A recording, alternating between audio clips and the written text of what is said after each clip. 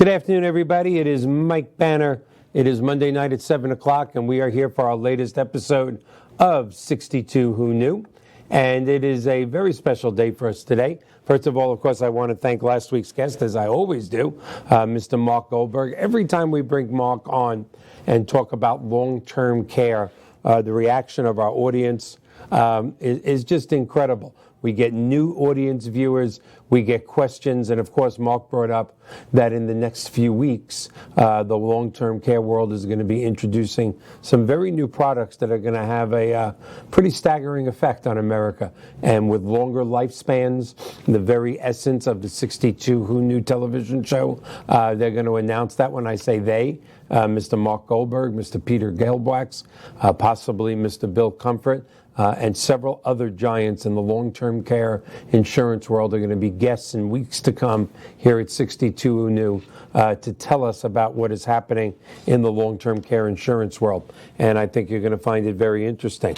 So as always, so again, thank you to Mark Goldberg for being our guest last week and making the show as interesting as it was. And as always, just a quick synopsis of what 62 Who Knew is. So, all people that approach retire, every generation, bar none, always has the same hills to climb, the same obstacles in front of them as they approach that age of 62. My dad, his dad, your dad, their dad, your grandparents, his grandparents. It's always the same.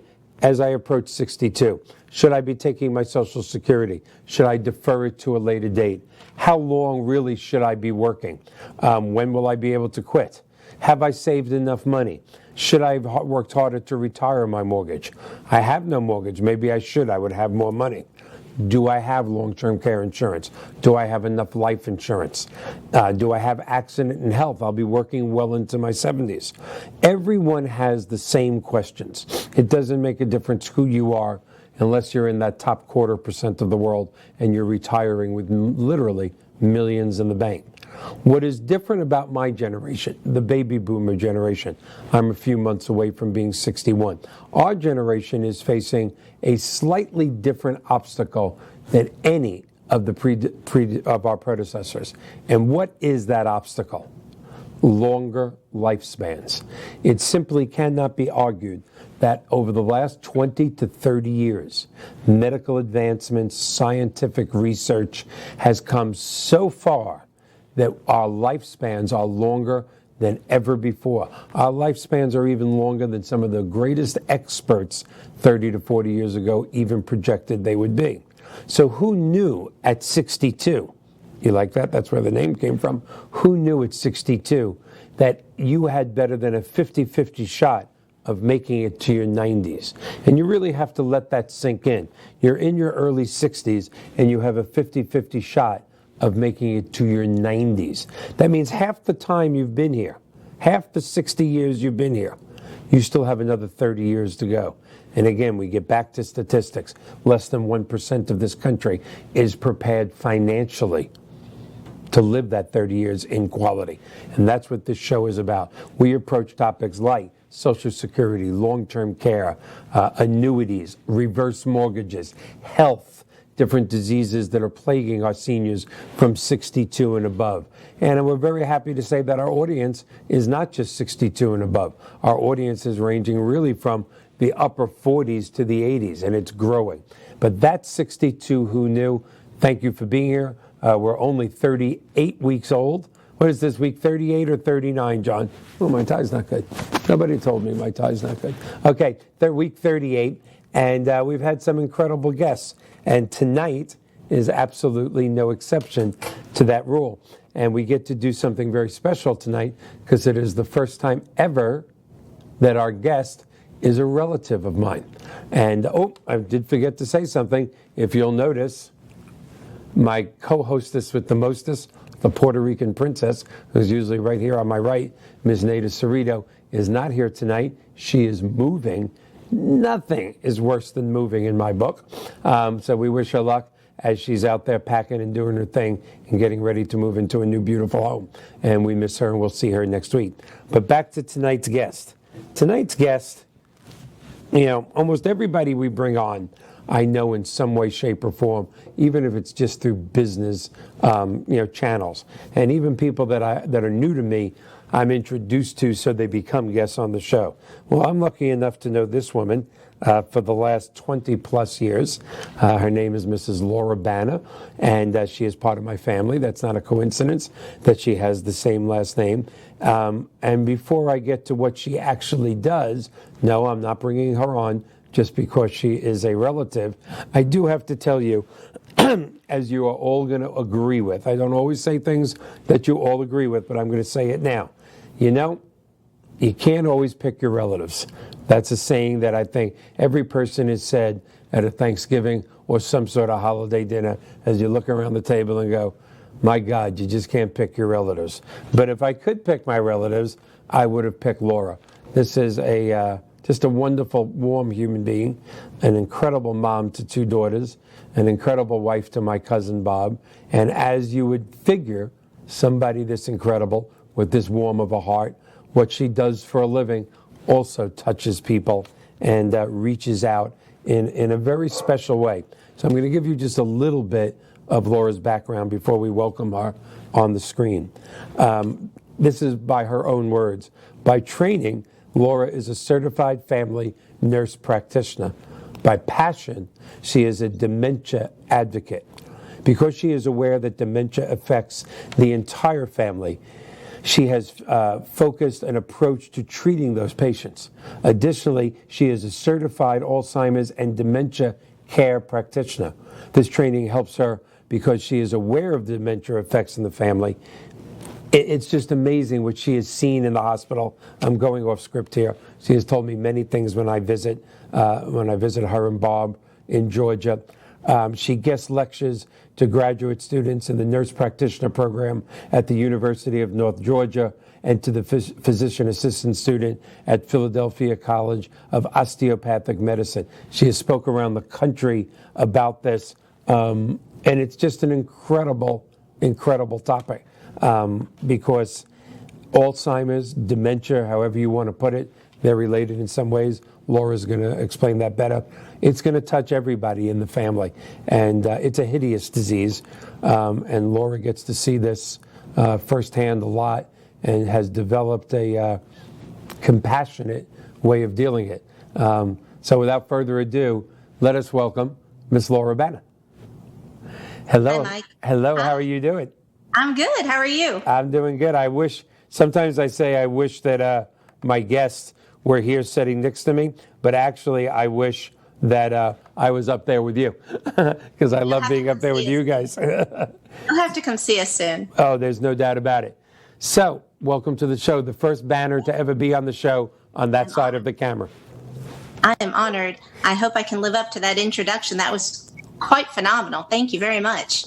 And thank you for inviting me to be on your show. As you know, your audience doesn't know this yet, but I am absolutely passionate about this disease, the impacts that it has on the person who is suffering from it, and the extending implications to their family, their caregivers, their community. It's absolutely tragic. So anything that we can do to raise awareness is a good thing. Until we find a cure, we need talking and keep it on everyone's radar. So again, thank you for having me on your show. It's absolutely our pleasure.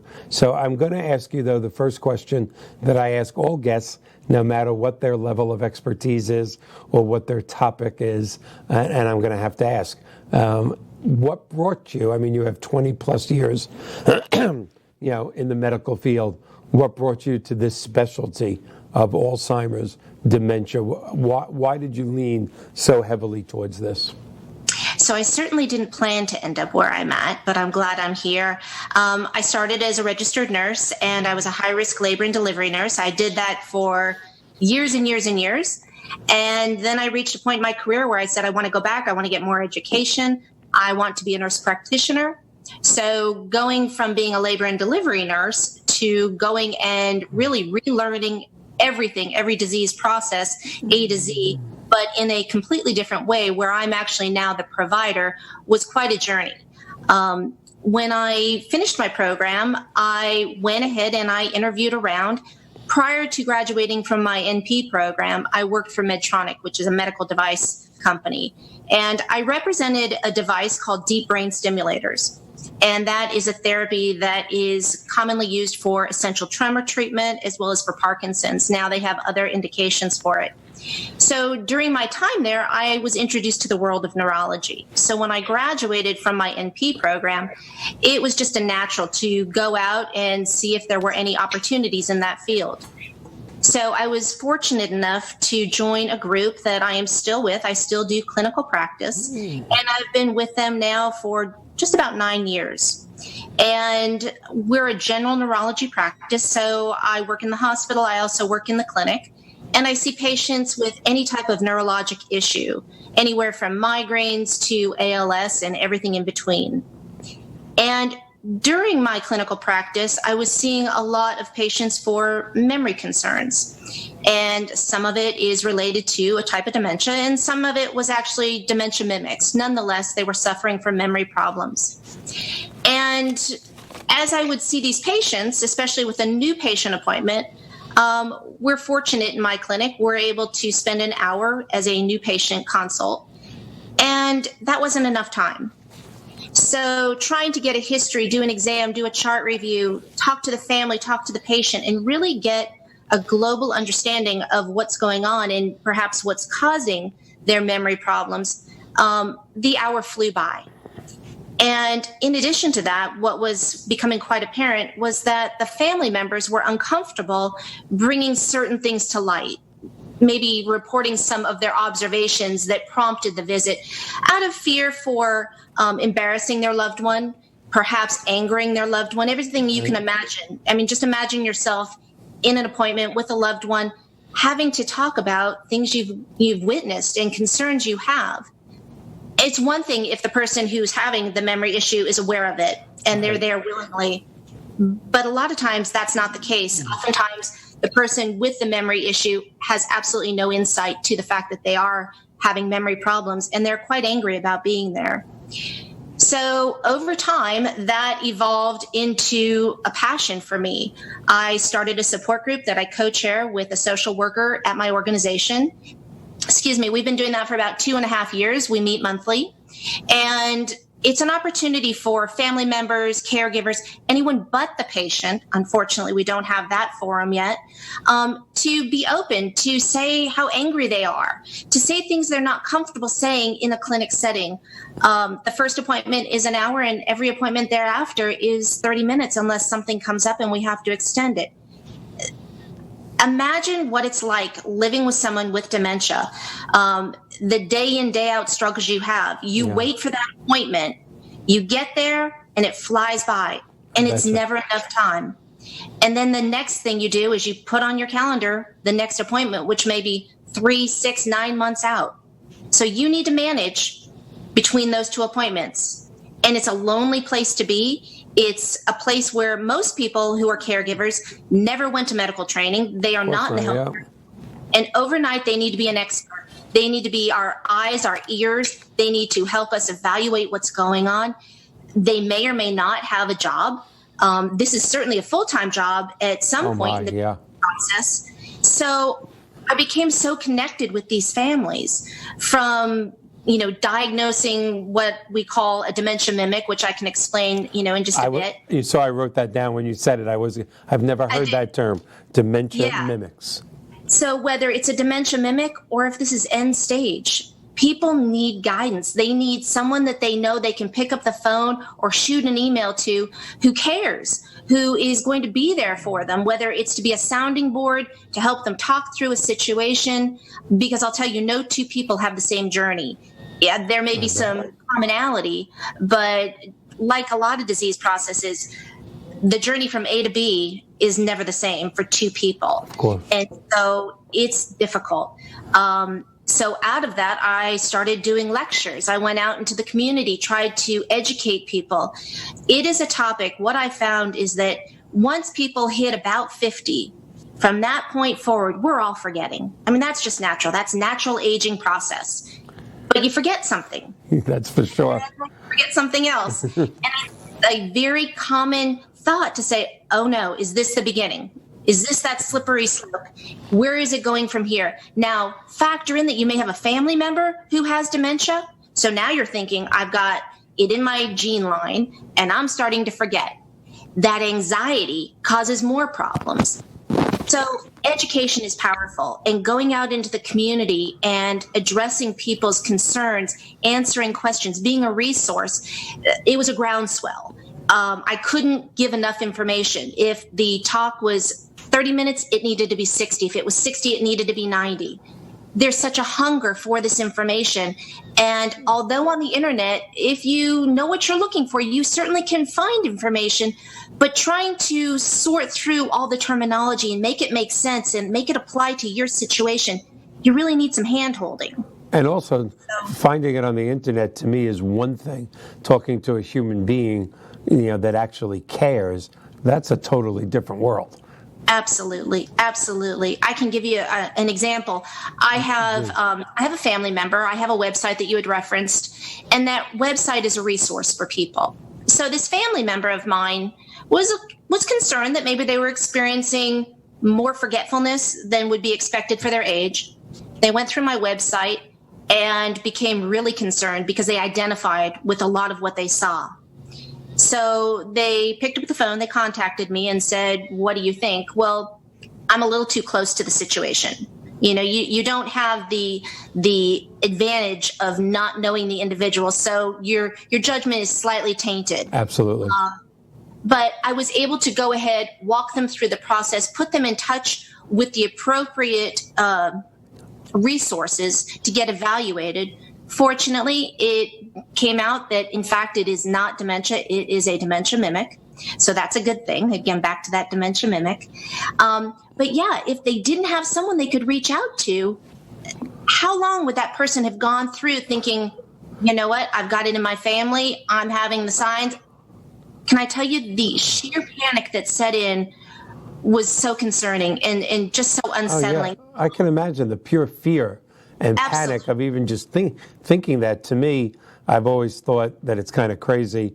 You go for a test on anything, God forbid, cancer, whatever. And they go, Right. okay, we'll let you know in 5 days. And I think to myself, what a terrible 5 days. Yes. But dementia or Alzheimer's, to think for a certain amount of time, that could be happening to you until you find out the answer, that is pretty much pure hell. There's no way to Yes. get around it. Completely agree. Completely agree. Bob must have been worried to death. I'm sorry I had to do it. I know he's downstairs I knew cursing we me were right now, but I had to do it. Okay, sorry. So he would be a good example of a mimic.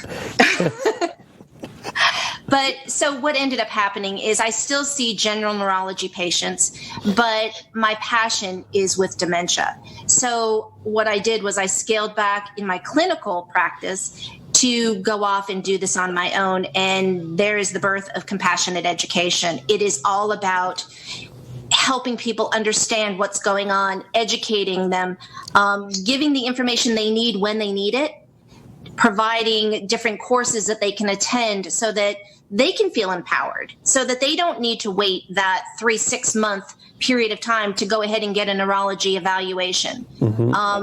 It's unfortunate that a lot of people never even get to see a neurologist because a lot of providers, primary care internists, feel comfortable managing dementia.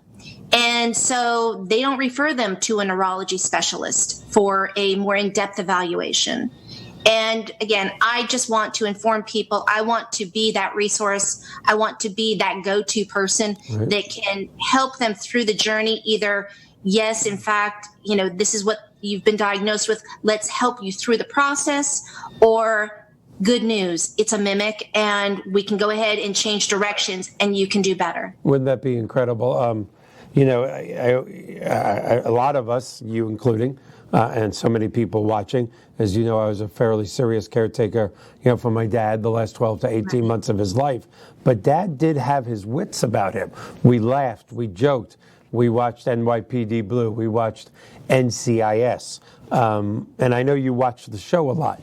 When Mark Goldberg is on, or Bill Comfort, the first time Mark was on, and he brought out statistics of how many people where the caregivers actually predecease Yes. the person they're caring from the stress of taking care of them. But I would have to think the stress of taking care of someone with advanced dementia or Alzheimer's, I don't know if I can imagine that, to look at a loved one and have them go, who is that? Or have their grandchildren, walk into a room and have them not recognize them. It's unbelievable. No, it's an unthinkable thing. So they talk about dementia being the disease of two deaths. The first death is when the person forgets their loved ones. And so the pain that the family experiences seeing someone who resembles a loved one, but that person doesn't know them. And then the death, the second time, is when they actually pass. And it is a disease of complete personal betrayal. Yeah. Your body really does not recognize anything, and it's cruel. It's cruel to the person who's going through it. It's cruel to the family who has to watch it. And we need to do better. So the CDC comes out with the top 10 causes of death every year. And recently, the statistics have been released. And of the top 10 causes of death, Alzheimer's, not to mention the other dementias, but Alzheimer's is the only one that had a significant rise by 145% between 2000 and 2017. It has more deaths attributed to Alzheimer's, again, not the other dementias, than prostate and breast cancer combined. There is no cure and there is no prevention. And as you said in your intro, this is a disease that knows no boundaries. Oh, yeah. They don't stay away from rich people. It doesn't go towards this class or this religion. It just is an equal opportunity offender. Yes. Yes, it is. Absolutely. So people need to understand what they can do. There are things that they can do to reduce the risk factors. They can keep their mind active. So it's very important to constantly challenge. A positive stress on the brain is a good stress. So what I tell people a lot of times when I'm seeing them in consult is, think about two individuals. Think about the person that was working their job, couldn't wait to retire, said, as soon as I, complete my career, now it's my time. Now I'm going to pursue all the interests I have. I'm going to learn new things. I'm going to go on vacations. I'm going to explore. I'm really going to live on my terms. Now compare that person to someone who says, I've punched the clock for years and years, decades and decades. Now I'm done. Now it's my turn. And I choose to sit on the couch and relax. That's what I choose to do. So you have two people in retirement. One is changing course by pursuing things that they're interested in. The other person says, hey, I've earned my time to do nothing. Absolutely. And they have. Absolutely. Here's the problem. The person who sits on the couch, even though they've earned that right, they are no longer causing positive stress on their brain. They are not stressing their mind. So the connections in their brain start to weaken. And over time, they lose these connections. You take the person who goes on their vacations, they're learning new hobbies, they're active, they're retired, but they're still active. They're going to do much better. Now, the end point is going to be the same. If they are both predestined to develop Alzheimer's, they both will. Neither the activities nor sitting on the couch is going to stop that from happening. The difference is the cognitive reserve for the person who is active will keep them functional much longer. That makes sense. Yeah, so the person sitting on the couch, they may start having problems much earlier. I hate to make such a simple analogy, but the well-oiled engine is going to go longer. There's no way to get around it. So this hour, you're going to be so surprised, flies by so quickly. And I do want to ask something that I think most people are just confused at. There's dementia, there's Alzheimer's, and then, quite frankly, we fool around about it, you and I and Bob, but I'm 61, or I'll be 61 in a few months. I'm forgetting things. There's no way to get around it. I'm repeating myself when I hope I don't, but I do. So there's also a certain amount of memory loss or cognitive loss, whatever you want to talk about it, as you get older, that's just natural. And I think we went through a phase, or maybe the country is still in a phase, oh, grandpa's forgetting things, he's got dementia. That not necessary, or it's the first stages of Alzheimer. That isn't necessarily true, is it? Correct. Because it scares the death out of me. So give us, if you could, the difference between dementia, Alzheimer's, and just being 80, 85 years old and maybe not quite remembering, your first grade teacher's name 75 years ago. So think of it this way. Think of dementia as an umbrella term. It is just a word that means abnormal memory loss, okay? Okay. So let's, for just a moment, replace that umbrella term with cancer. So here you have this term up here, it's cancer. And underneath this umbrella, you have all the different types of cancers. You've got your breast cancers, your prostate cancers, your colon cancers, your brain cancers. Well, they all have abnormal cell growth in common, right? Yes. But breast cancer and colon cancer don't act the same, but they're both cancers. So now let's take out the word cancer and put in the word dementia back on this umbrella. And underneath this generic term, you've got Alzheimer's, you've got vascular dementia, you've got Lewy body dementia. Whoa. Vascular, I've heard of. What did you just say? What's the next one? Lewy body. Lewy body? Lewy body. What is that? So Lewy body is a fascinating type of dementia. Lewy body is probably the most difficult of all the dementias to get diagnosed with because there is fluctuations in your cognition. So this is the person who, from moment to moment, hour to hour, goes from being completely lucid to completely confused. They can have a completely normal conversation with you, and then out of the blue, they're saying something that you're just thinking, where did that come from? So Lewy body actually has these fluctuations in cognition. It also has a hallmark of hallucinations. Now, most people, when they hear the word hallucinations, they associate it with something frightening. Surprisingly, most hallucinations are not frightening. It's just their perception that something is there that no one else sees or hears. Mm-hmm. So with Lewy body, that type of dementia, characteristically, they will have hallucinations of small children and small animals. Wow. So Lewy body are these protein deposits that with a Parkinson's patient is concentrated in a certain part of the brain, the substantia nigra. Lewy body has those proteins dispersed throughout the brain. So that's important to know because a Lewy body patient will often look like they have Parkinson's. And at some point, they may develop Parkinson's. But it is not Parkinson's-related dementia. So there's a spectrum. If you have the memory problem first, with the fluctuations and the hallucinations, that's Lewy body. A few years later, they may be diagnosed with Parkinson's. If they were first diagnosed with Parkinson's, and then as that disease progresses, then they start to have the memory problems, that's Parkinson's-related dementia. Got it. So, very famous person who was diagnosed with Lewy body, Robin Williams. Right. So he really brought that to the forefront. The disease really kind of hit everyone's radar. Recently, Ted Turner actually came out and said that he has been diagnosed. I didn't know that. Yeah. So Lewy body is a fascinating type of dementia. Unfortunately, it's kind of like paroxysmal atrial fibrillation, the kind of AFib that comes and goes with no predictability. Right. These are the patients, the Lewy body patients, family recognizes something's not right. They bring them in for an evaluation. They score great on our memory. Everything's looking good, yeah.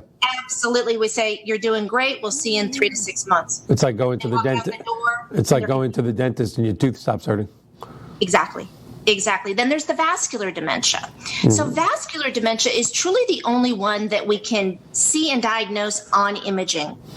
It is caused by poorly controlled blood pressure, poorly controlled cholesterol, poorly controlled blood sugar, and untreated sleep apnea.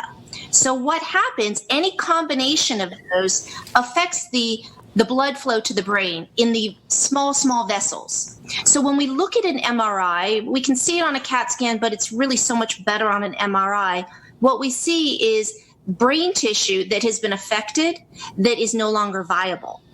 So when you have a confluence of it, instead of just a little bit here and a little bit there, you have a lot of it in the brain. That's a lot of brain tissue that's no longer working. And as a result, that person may move slower. They may have some hallucinations, not necessarily small children, small animals, and it is more of a constant instead of that fluctuation in cognition. But we can look at imaging and we can assume by what we see that that person has memory impairment. I never knew anything. I never knew there was any branch of this that you could see on a scan or an X-ray. So the reason that people confuse Alzheimer's and dementia, I believe, is because of all the dementias, the most prevalent is Alzheimer's. 2/3 of all individuals with a type of dementia have Alzheimer's. Now, what we know is over the course of years, it is quite common to develop a secondary type of dementia. So you may have someone who initially was diagnosed with Alzheimer's, and as time goes on, they may develop a vascular type of dementia. That is called mixed when you have two different types. So it is so important to go and be evaluated early on. Again, is it a dementia? Is it a mimic? If it is a dementia, we need to understand which kind so that we can treat appropriately. And as we're going down that course, as new symptoms develop that perhaps we don't anticipate with that type of dementia, it raises some red flags that something else might be going on. And maybe we need to go back to square one and do another workup to find out what else is going on. I can just imagine the breath of relief of you telling a family, what you feared is the worst, really and truly is for lack of better words, an after effect of not controlling your diabetes, your cholesterol, your lack of sleep. We fix those things, and don't worry, you're not heading down the road to Alzheimer's. You know what? It's got to be such a relief. I get the chills just saying it, and I don't even. That's incredible. News. I tell people, you know what? This is great. I wish I could tell everybody this because we can't get back any memories that the person didn't have but from that point forward, we can improve memory. So let me tell you what those dementia mimics are. Yeah. Dementia mimics are things that affect your memory. On the outside, it can look like you have dementia. Your short-term memory is impaired. Long-term memory is never impaired until late stages. So it's always short-term that first is the issue. So it's someone who maybe has some word-finding difficulty. You know that the expression, it's on the tip of my tongue, I can't find the word I want. Yeah. Or all of a sudden you're in the middle of a sentence and you lose your train of thought. Or you go through motions and people say you did that, but you have no recall of it. All of those things can be affected by dementia mimics. So dementia mimics are things that impact your memory, that are not caused by dementia, but look like dementia. But once treated, memory improves. Right. So sleep apnea. If someone is not getting good sleep, they are asleep, but they're not getting to those restorative levels of sleep, the brain doesn't get to be refreshed. So your cognitive reserve is really reduced. So you can't create those new memories. You can't lay down those memory tracks. So you're not able to remember. Anxiety and depression. This probably is what I see more than anything else.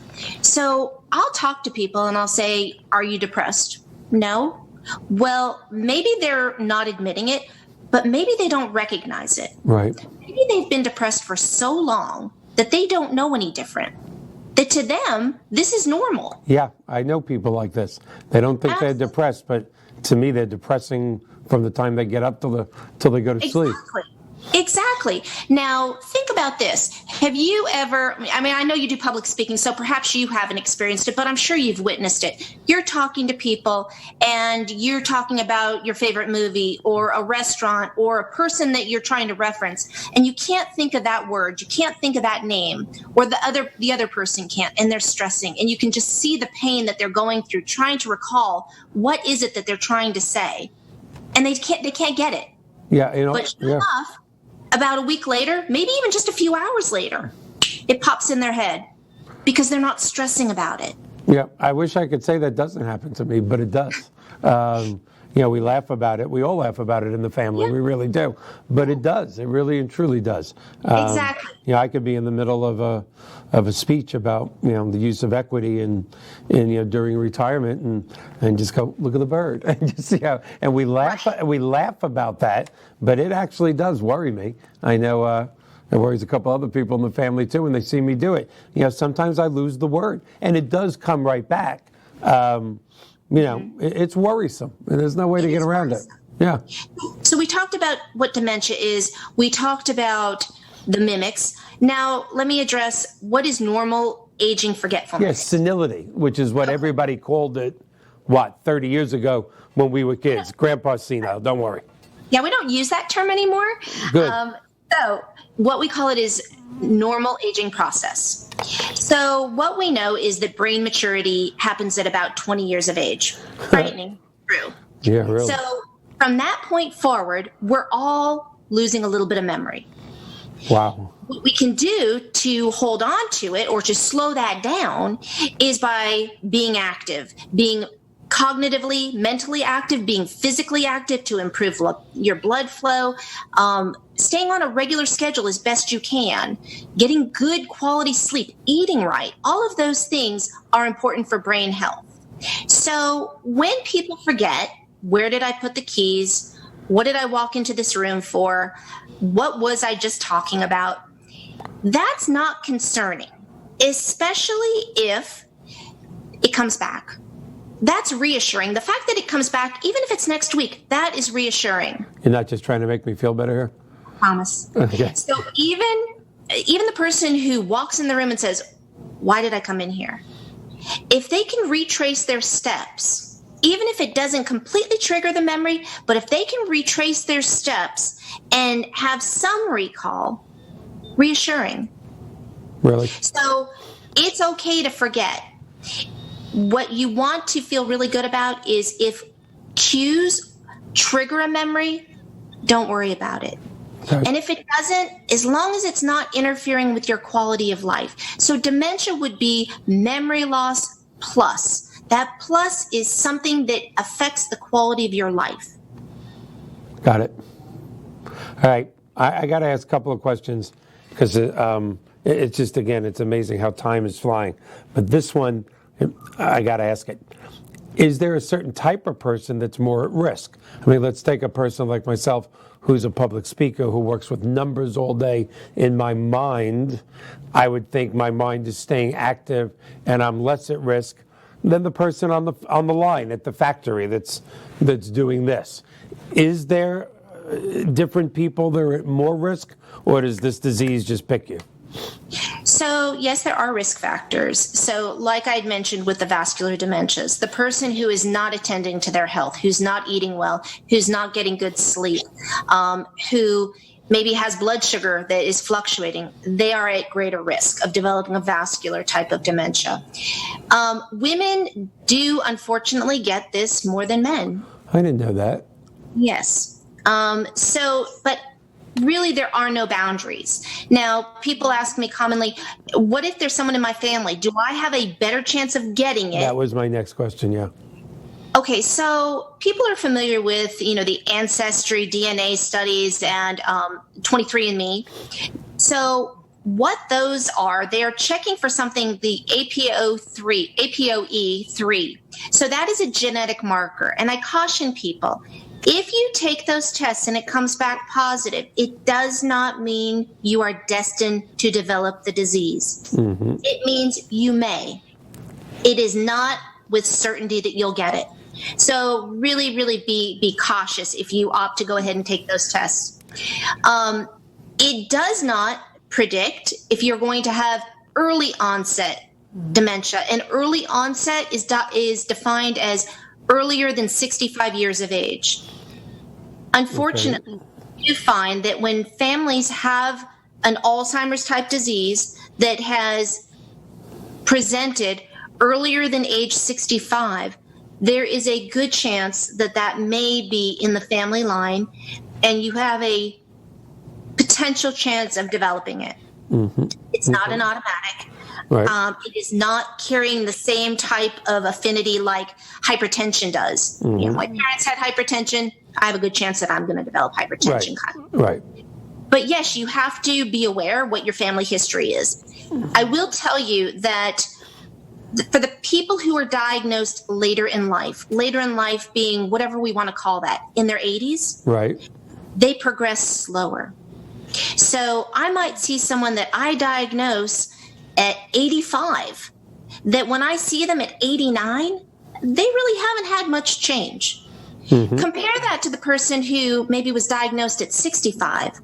I see them a couple years later. Big change. They probably have had a faster decline.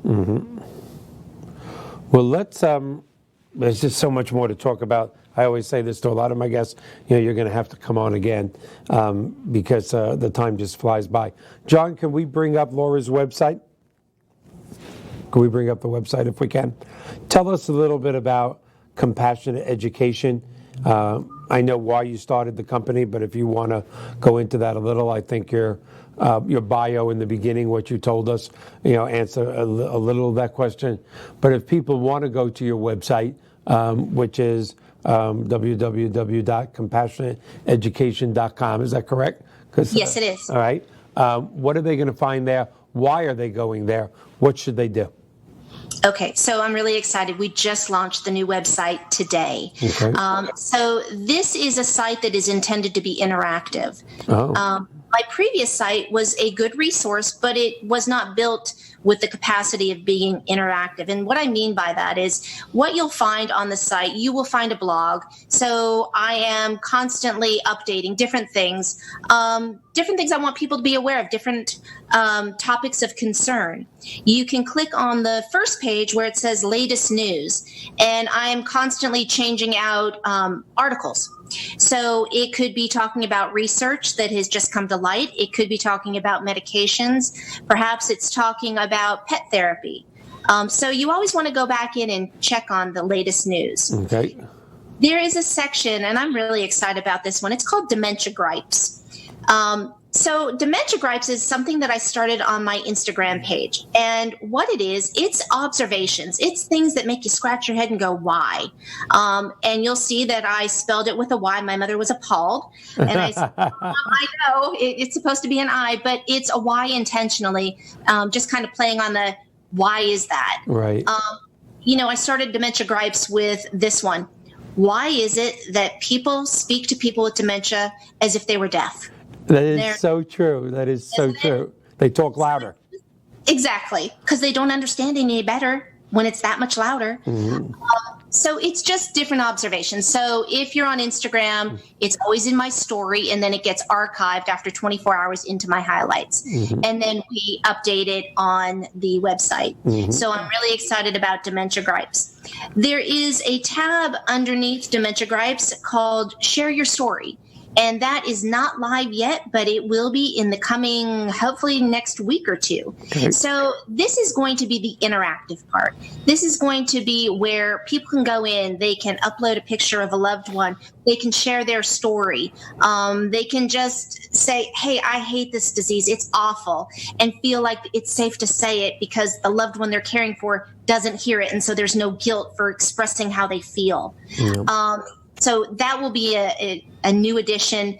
Hopefully, like I said, in the next week or two. Really excited about that. Absolutely. I have a page there where it shows different PET scans, what a normal brain looks like, what one with mild cognitive impairment, which is oftentimes but not always the precursor to a dementia, versus an Alzheimer type brain, what that looks like. Then there's another section, just an FAQ, and it's, the basics, what people want to know, the things that I'm asked all the time, what's involved in a workup, how do I prepare for a workup. Then there's going to be a video tab that, again, will be coming up hopefully in the next few weeks. It may be more along a month from now. So I am starting a video series. Good. And the videos will be an opportunity for people to get more information. Maybe they have a loved one or personal concern about dementia and they want to be informed. They want to know more than just what's on the FAQs. So that will be available soon. So I encourage people to check back frequently for that. What services, because we're getting so short on time, what Sure. services do you specifically offer? If there are listeners right now going, oh my God, this is me, this is my wife, this is my husband, it could be mom or dad, Right. what would you offer what going to this website, what are they going to do? They're going to contact you? What should they do Yes. if they want to speak to you about a loved one? Okay, so in this capacity, I am a nurse practitioner, but in this capacity, I do not diagnose, I do not prescribe, I do not treat, but I can guide. I can offer information. I just, again, cannot diagnose someone or tell them what they need to be doing, but I can give very generic information and on some occasions a little bit more specific. But again, I cannot be their provider through this website. So this is an opportunity where what they can do is reach out. We are offering consulting services for caregivers. Good. They will be able to go ahead and subscribe to the video series if they would like to. We're going to be offering webinars that people can subscribe to. They can go ahead and put their email in and they can receive frequent newsletters from Compassionate Education. We will be offering a course for businesses to be dementia friendly so that they can go ahead and recognize that there is a significant population out there, whether it's the caretaker or family member or the person with dementia, who they are consumers also of these businesses. But it's very important for businesses to understand the specific needs of that population. So they can contact Compassionate Education and go through the training course so that they can be dementia friendly and certified as such. They can also go ahead and they can contact me. I am available to go out and to do courses, to do lectures. I do that frequently now. Yes. And so really, we have a host of services that we are offering. Let me ask you a question. One of our consistent guests on the show and one of our sponsors is Home Instead, which is the largest non-medical in-home care company in the country. And we just love it when Colin Castle is on. Do in-home care people, specifically non-medical, is training on Alzheimer's or dementia, on a whole, as an umbrella figure, as an umbrella term, is that part of their training, or does the in-home care world need to be trained more on this particular topic? They need to be trained more. I think they do an excellent job. All home caretakers do an excellent job. But if you think about it, they're in the trenches. They really are. They need to pick up on the slightest change, because what I tell people all the time is what is not normal with dementia is a sudden change. So anytime that there is an overnight change, the person was, being able to do their what they call activities of daily living, they're bathing themselves, eating, dressing themselves. Suddenly they are so confused they cannot do that. That is not normal progression of the disease overnight. So until proven otherwise, you have to assume it's infection. And the eyes of the caretaker is the first line of picking up on that, because the earlier you can treat that person, the better they're going to do. What I tell my patients is my goal is to keep you out of the hospital, because every time you go in the hospital, unfortunately, when you come out, you are going to have a cognitive decline that you probably will not fully recover from. Right. Early intervention, just like with dementia. Again, we don't have a cure, we don't have a prevention, but early intervention means early treatment, and the earlier we can get things started, the better the person does. As with so many other diseases. Well, I know you watch the show a lot, and I'm not sure if you watched the two shows in the last 38 weeks that the Weizmann Institute from Israel was on. But one bright spot in this very dark world of Alzheimer's is that a cure is forthcoming and not decades away, not even a lot of years away. I've been assured by people in the Weizmann Institute. They're in their trials right now. They're in human trials in certain parts of the world. The FDA is not allowing it here in America. I do say we're going to have a show one day about the FDA and how difficult it is to get things done in America. But be that as it may, a cure is forthcoming. That's great news. It really and truly is. But it's not tomorrow, and it's not 6 months from now, and it's not a year from now. And even when you have the cure, I would seriously doubt there's reversal. Like you said, once memories are lost, I'm assuming that once we have this cure, the impairment will get no worse. Maybe the next time we have the Weizmann Institute on, we'll beam you in as well. I would love that. I want to say one fact, and this came out through the Alzheimer's Association. And again, we talked about the different types of dementia. So this specific statistic is only about Alzheimer's. Every 65 seconds, someone in the U.S. is being diagnosed with Alzheimer's. Every 65 seconds. That doesn't account for the other dementias or the people living out there without the diagnosis, but that clearly have it. That's just unbelievable to think of. Right. I got to write that down. That is just unbelievable. Isn't it? I mean, you're talking about a person a minute. Yeah. I mean, 60 people an hour. 1,300 plus people diagnosed in the U.S. every day with Alzheimer's. So they estimate right now that 5.8 million people in the U.S. are living with Alzheimer's, and that by 2050, 14 million people will be living with this disease.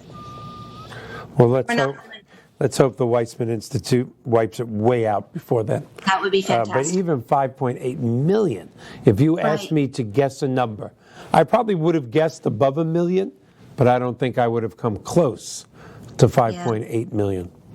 Unbelievable. And with only a few minutes left, I'm assuming this, but it could be wrong.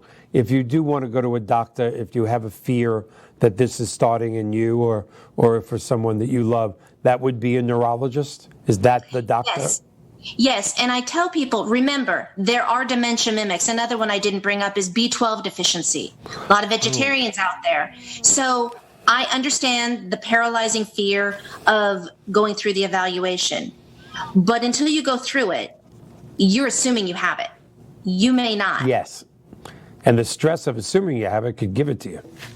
Yeah. That's an exaggeration, I know. But no, but it certainly can make everything worse.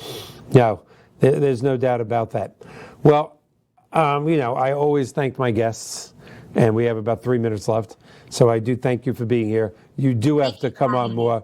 You wrote we had 8 questions. We only got through 3 or 4.